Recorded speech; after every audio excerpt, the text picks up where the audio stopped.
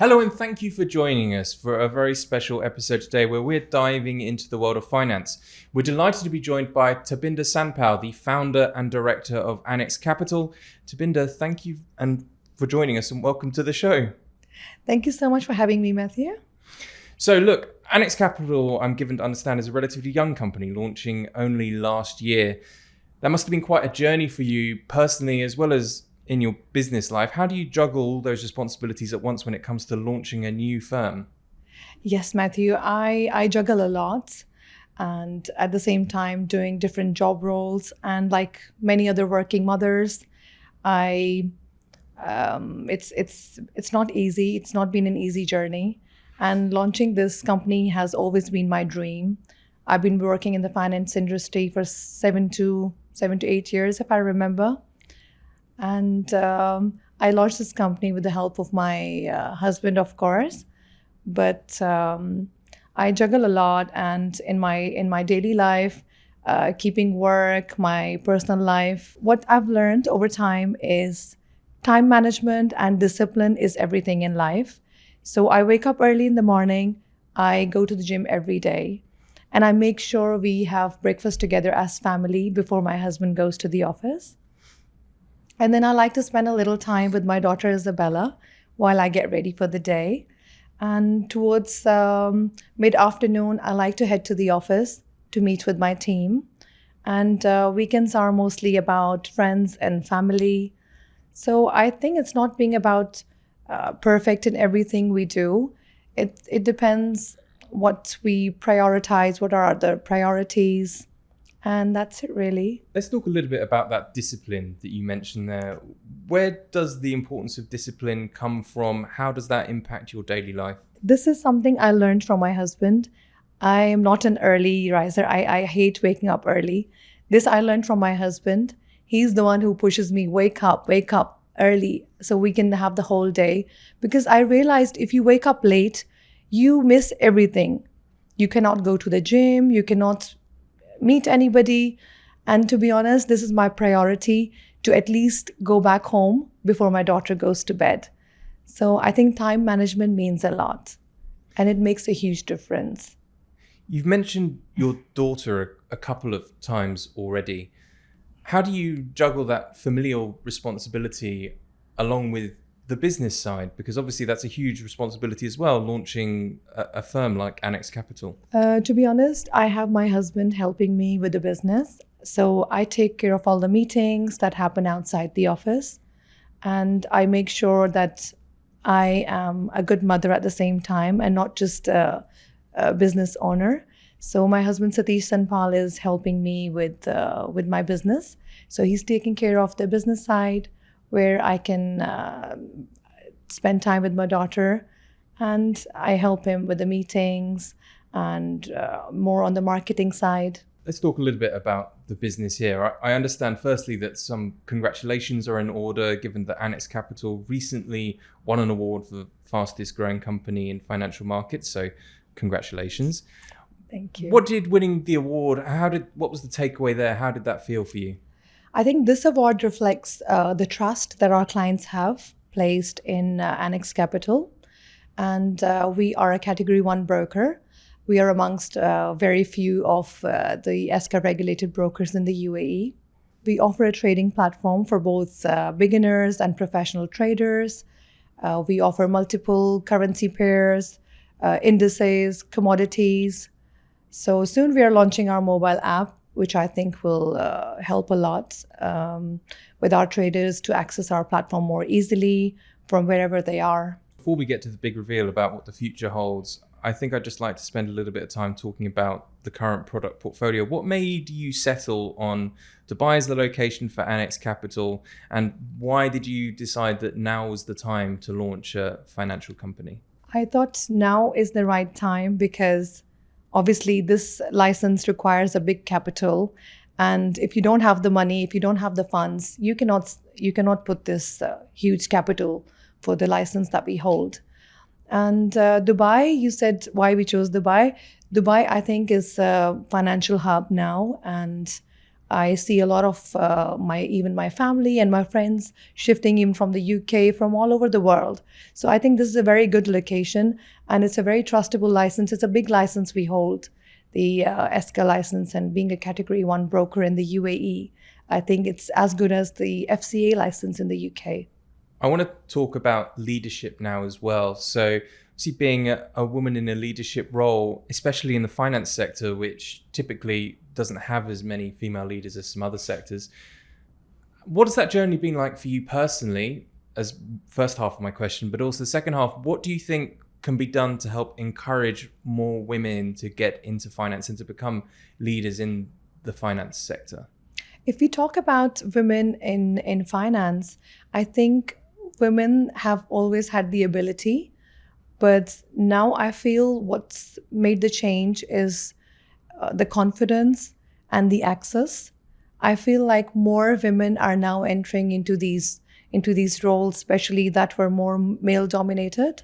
If today we look at the UAE, there is about 16% of the women that hold the board positions in the financial companies. So which means women are now into more leadership roles. What was it that encouraged you yourself when it came to a leadership role? Where was that support coming from? When I wanted to go into finance, nobody would take me. And I remember there was one man, Mr. Bashir Nur Muhammad, I would like to name him.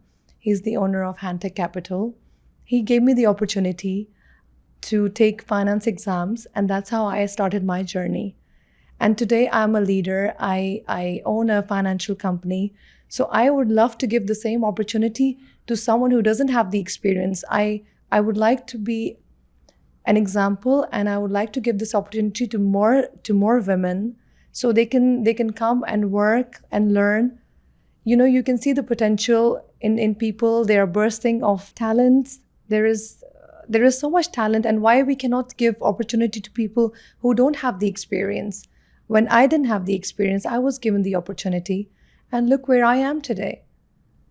So I would love to give people the chance without any experience, so they can be same as me. Is that something you're doing with Annex Capital? Yes, I was about to say it's like 50 to 60% of my sales team, it's women now. We have many women working in our office.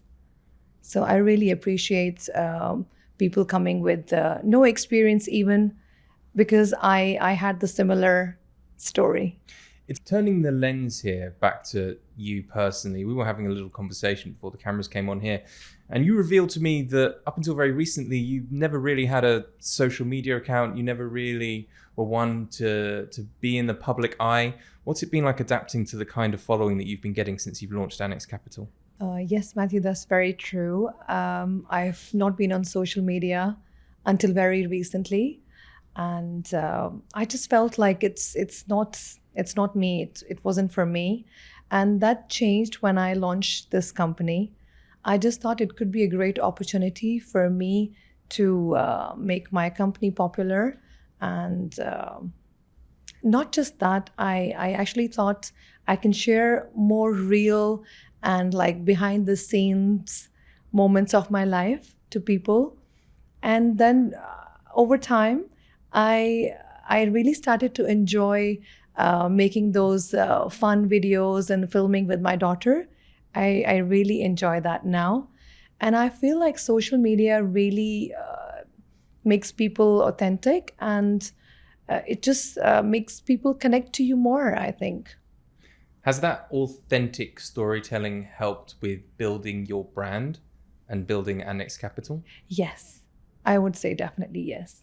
It did make a difference.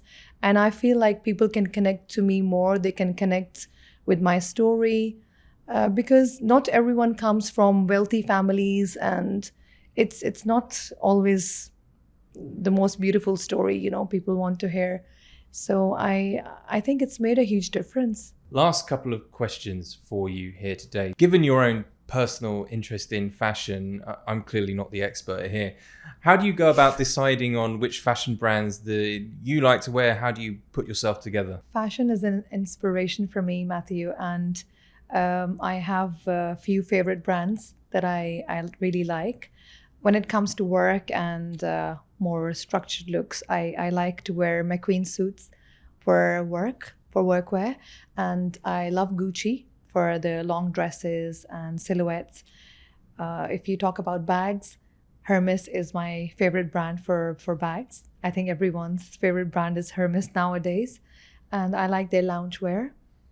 So I think fashion is about being comfortable within yourself, and it's about confidence. How does your choices change depending on occasion? Do you alter depending on what you're doing? I mean, you mentioned Hermes for bags, but does that ever change depending on what occasion we're looking at between business and personal, or is it always Hermes?